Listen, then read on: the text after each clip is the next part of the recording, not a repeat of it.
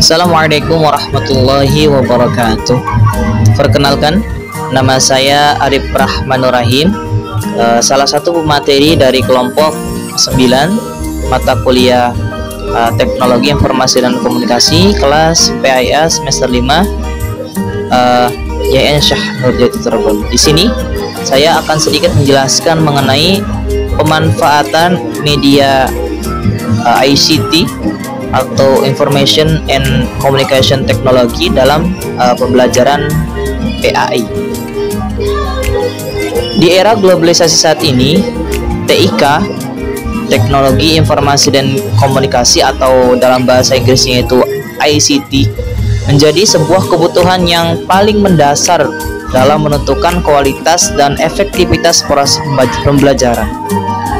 Dryden dan Voss dalam sebuah bukunya membuat kesimpulan dan dari hasil penelitian mereka gitu, bahwa dalam sebuah sistem pendidikan yang terbukti mencapai sebuah keberhasilan adalah sebuah citra diri ternyata mungkin lebih penting dari sebuah materi pelajaran. Bagaimana bisa dibilang seperti itu? Karena begini, dengan demikian gitu ya, konsep pendidikan masa depan mungkin akan diarahkan kepada bagaimana membangkitkan gairah siswa untuk belajar dengan secara menyenangkan. Nah, berangkat dari pengertian ini, dari keterangan ini, salah satu pendekatan dan metode yang dapat digunakan untuk meningkatkan aspek tersebut adalah dengan pemanfaatan TIK ini dalam sebuah proses pembelajaran. Min dalam jurnal Karya Suryadi menjelaskan bahwa kebutuhan masyarakat persekolahan dengan memanfaatkan teknologi dalam sebuah suatu pelajaran merupakan sebuah bagian dari reformasi pembelajaran. Selain membantu menciptakan kondisi belajar yang kondusif bagi siswa, peran penting dari teknologi informasi dan komunikasi dalam proses pembelajaran adalah menyediakan sebuah seperangkat media atau alat untuk mempermudah dan memang mempercepat pekerjaan siswa, contohnya laptop, gadget, dan lain-lain, serta memberikan keterampilan pengguna teknologi tinggi tentunya. Selain itu, antara peserta didik dan sumber-sumber belajar itu dapat terjadi kapan saja dan di mana saja. Jadi tidak terbatas oleh ruang dan waktu. Karena teknologi sekarang itu sudah bisa dibawa dimanapun gitu, seperti halnya gadget gitu ya. Serta proses penyimpanannya itu dan penyajian materinya pun dapat menjadi lebih menarik gitu dan menyenangkan. Pendidikan agama Islam dalam sebuah pengertian merupakan usaha sadar, yakni suatu kegiatan bimbingan, pengajaran, dan atau sebuah latihan yang dilakukan secara berencana dan sadar atas tujuan yang hendak dicapai, tentunya untuk menjadi hamba Allah yang baik dan khalifah di bumi gitu. Dalam konteks masyarakat Indonesia sekarang yang majemuk dengan agama gitu, agama dapat berperan bisa juga sebagai pemersatu bangsa atau juga sebagai pemecah bangsa. Itu bisa terjadi. Oleh karena itu, pembelajaran pendidikan agama Islam di sekolah itu harus menunjukkan sebuah kontribusinya gitu ya. Hanya saja perlu diketahui bahwa selama ini mungkin terdapat berbagai kritik terhadap pelaksanaan pendidikan agama di sekolah. Bagaimana mungkin salah satunya itu adalah metode yang cukup tradisi, yang masih menggunakan metode tradisional, ceramah contohnya, yang monoton dan statis mungkin ya. Dengan demikian, kehadiran dan kemajuan teknologi informasi dan komunikasi ini di era komunikasi global gitu ya, telah memberikan peluang dan perluasan interaksi antara guru dan siswa. Interaksi ini tidak hanya terbatas hanya di ruang kelas saja gitu ya, sehingga di rumah sekalipun siswa bisa saja mengulangi materi dengan baik dengan menggunakan media tadi. Untuk itu, guru pendidikan agama Islam tentunya harus bisa memanfaatkan berbagai jenis media secara bersamaan dalam bentuk multimedia pembelajaran tentunya. Penggunaan multimedia interaktif yang memuat komponen audiovisual untuk penyampaian materi pembelajaran dapat menarik perhatian siswa gitu untuk belajar, dan juga dapat memberikan kesempatan kepada siswa itu untuk melakukan eksperimen semu dan eksplorasi gitu ya, sehingga memberikan pengalaman belajar daripada hanya sekedar mendengar penjelasan dari guru. Dalam proses pembelajaran dikenal juga berbagai pola pembelajaran. Pola pembelajaran itu adalah sebuah model gitu ya, yang menggambarkan kedudukan dan peran guru serta peserta didik dalam proses pembelajaran itu.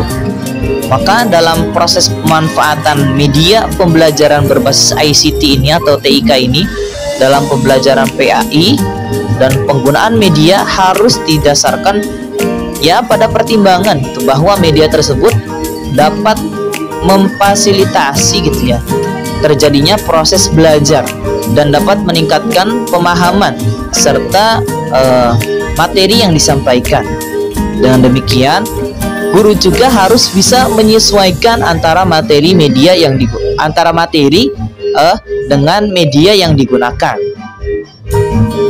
Strauss dan Frost menyebutkan bahwasanya ada 9 faktor yang perlu dipertimbangkan dalam pemilihan media dalam sebuah pembelajaran. Di antaranya yaitu sebuah kendala mungkinnya, artinya sudah sejauh mana sekolah bisa memfasilitasi untuk kegiatan belajar gitu, kendala sumber dayanya, juga kesesuaian dengan materi pembelajaran, kemudian juga karakteristik pembelajarnya, sikap dan keterampilan gurunya juga. Kemudian yang kelima, tujuan pembelajaran. Yang keenam, hubungan dalam proses pembelajarannya itu apa. Kemudian juga lokasi dan waktu tentunya. Kemudian yang terakhir itu ada tingkat mungkin kekayaan medianya, sekolah itu sudah mempunyai apa. Contoh materi yang disajikan dengan menggunakan media TIK. Ini contoh, kita ambil contoh itu tentang bersuci, khususnya dalam kajian berwudu. Maka ini media yang digunakan, pembelajaran yang digunakan itu adalah gambar gitu ya, slide PowerPoint dan sebuah video. Nah, pemilihan media ini berdasarkan suatu pertimbangan gitu, bahwa tujuan materi tersebut untuk memberikan pemahaman dan keterampilan bersuci berwudu secara baik dan benar. Maka langkah yang digunakan yaitu pertama, guru mendemonstrasikan materi dengan menggunakan gambar yang tidak bergerak. Dan kemudian gambar tersebut mendemonstrasikan gitu langkah-langkah berwudu dari mulai pertama niat sampai terakhir. Kemudian kedua, guru memanfaatkan slide PowerPoint untuk menjelaskan bacaan yang digunakan dalam berwudu. Contohnya niat gitu ya, baca niat dan mungkin setelah doa setelah wudu. Yang ketiga, video. Nah, video ini berfungsi untuk mendemonstrasikan tata cara berwudu yang baik dan benar itu gimana. Yang selanjutnya dapat digunakan sebagai alat bantu untuk mempraktekkan tata cara berwudu tersebut.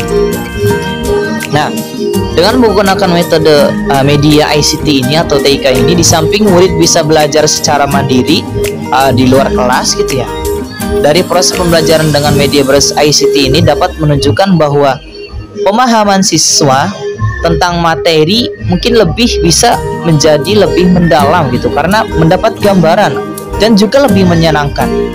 Dan bagi guru juga, pemanfaatan media ini TIK ini juga sangat membantu dan memudahkan gitu ya dalam menjelaskan bacaan dan tata cara berwudu gitu ya, dengan efektif dan efisien dalam sebuah proses belajar mengajar. Kemudian yang perlu diketahui gitu ya, bahwa semua pesan-pesan dalam pembelajaran PAI itu dapat manfaatkan media pembelajaran. Artinya tidak semua pesan-pesan dalam pembelajaran PAI itu dapat memanfaatkan media pembelajaran berbasis TIK ini atau ICT ini. Contohnya gitu ya, bagaimana membentuk kesadaran dan keimanan peserta didik gitu ya kepada Allah Subhanahu wa taala, malaikat-malaikatnya, kitab-kitabnya, para rasulnya, hari akhir dan takdir. Itu hal-hal yang seperti ini yang berkaitan dengan penumbuhan dan pengembangan nilai-nilai akidah dan akhlak. Pendekatan teknologis itu dirasa tidak cukup. Untuk materi hal ini, Nung Muhajir menjelaskan bahwasanya pembelajaran nilai itu lebih cocok dengan pendekatan strategi konvensional, yaitu dengan jalan memberikan nasihat gitu, dengan jalan dan indoktrinasi gitu ya. Dengan kata lain, strategi ini ditempuh dengan jalan memberitahukan secara langsung gitu bagaimana cara memahami konsep-konsep keimanan dan ketauhidan, nilai-nilai mana yang baik dan nilai-nilai mana yang buruk. Dengan demikian gitu ya, pemanfaatan TIK ini dalam pembelajaran PAI lebih cocok digunakan mungkin dalam pembahasan fikih gitu ya, atau ibadah. Mungkin itu saja yang bisa saya sampaikan. Kurang lebihnya mohon maaf apabila ada perkataan yang kurang dimengerti dan salah kata. Mohon maafnya. Wassalamualaikum warahmatullahi wabarakatuh.